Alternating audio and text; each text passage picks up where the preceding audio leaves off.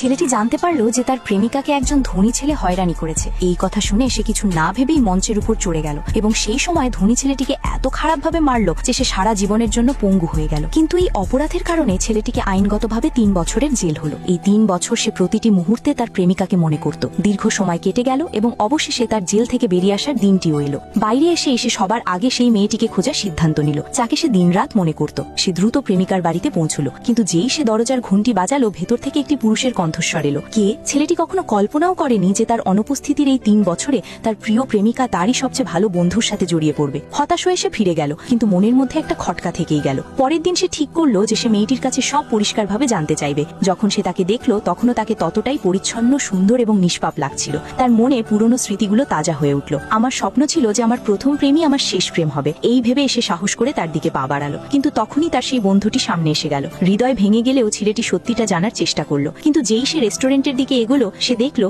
দুজন হাসতে হাসতে খুব ঘনিষ্ঠভাবে বসে আছে। সেই মুহূর্তে সে সব বুঝতে পারলো।